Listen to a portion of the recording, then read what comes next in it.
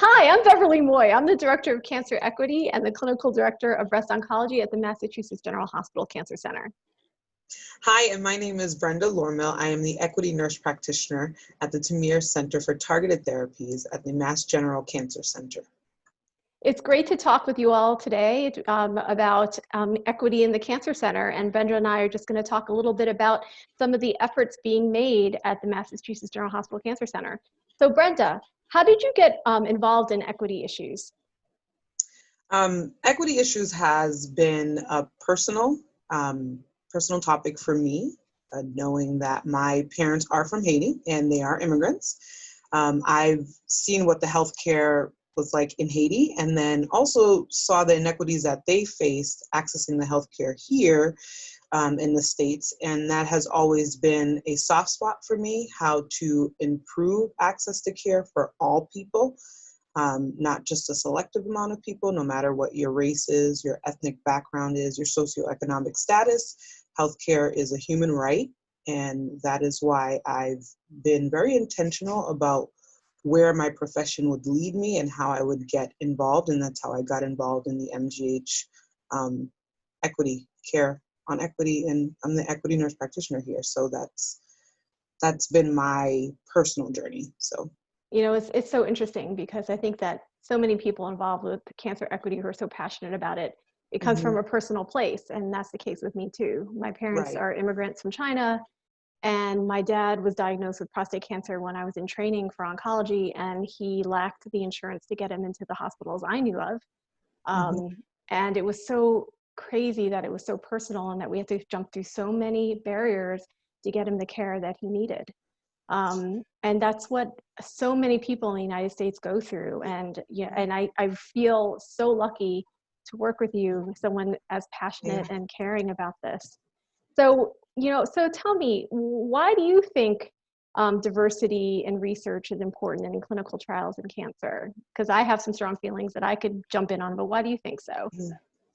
I think it's important, more or less. I've noticed it in my experience here in the Termeer Center.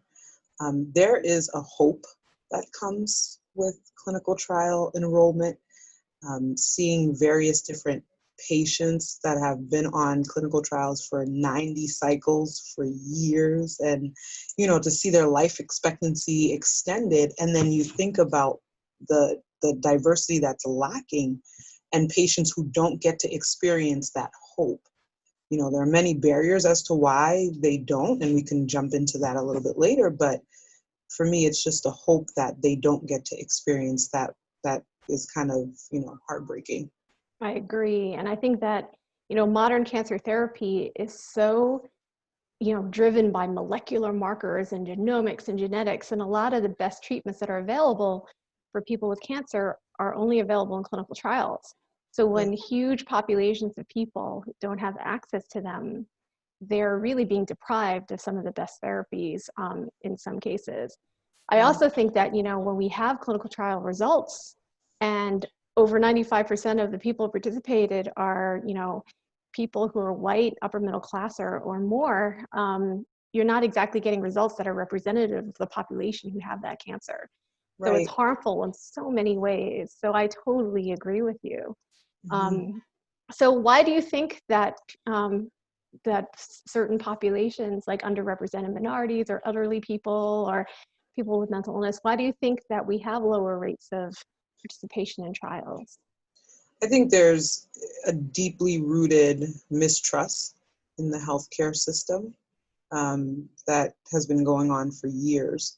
And then when you think of the word clinical trials, it doesn't really have a positive ring to it.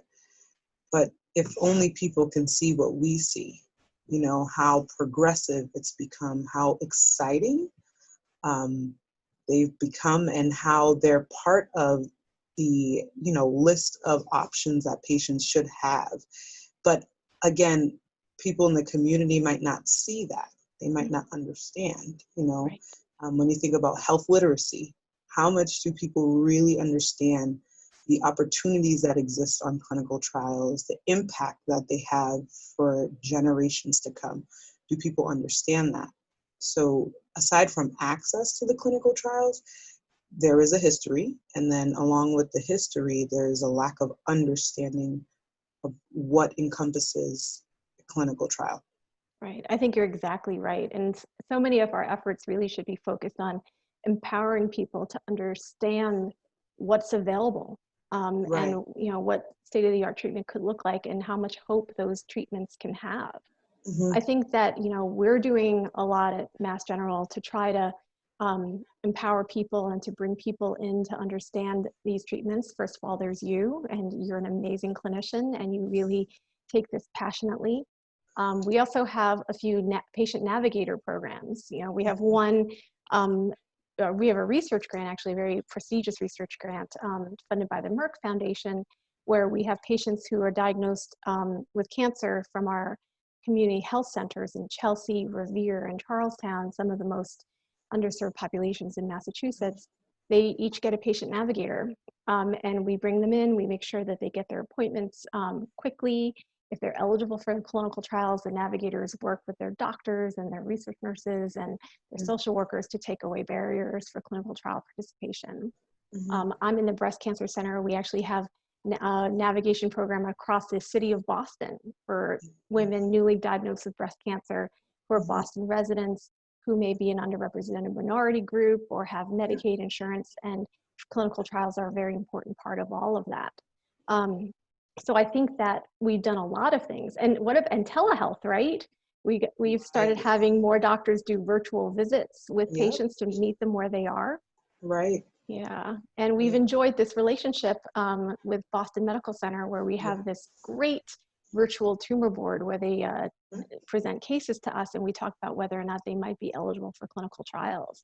So I think lots are going on at MGH, which I think And is even sharing absolutely the amazing. patients, like right now, currently, I have a patient from BMC who is a love, and she is considered underserved.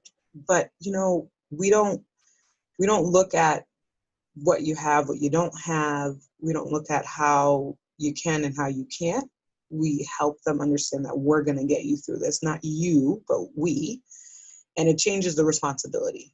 She has a lot of challenges and she has steep hurdles, but we help her get through. And it is a commitment. That's another thing is I want to highlight that being on a clinical trial is a commitment. That may be part of the reasons why patients shy away, but then this navigator program, right? Helping them to stay committed and, identifying the barriers and the challenges that they have and helping them navigate through that. So it's exciting. I just wish that people understand that. And I guess that's part of our job, right? To help the community understand more of what it is and what it's not. So. And I also think that we're at a time in society where all of these attentions are being paid, and it's about time to reducing structural racism in society, and certainly in our, in our world and in healthcare. And this is something that, we are extraordinarily committed to reducing. So I thank you for being a partner in this. Yes, my pleasure. It's truly an honor. It really is. And for anyone viewing this video out there, this is just the beginning, and stay tuned for more. And if you have a patient or you know of a patient who's interested in coming in to see us for a clinical trial, all you have to do is dial our regular number, 617-724-4000, and press the new patient prompt.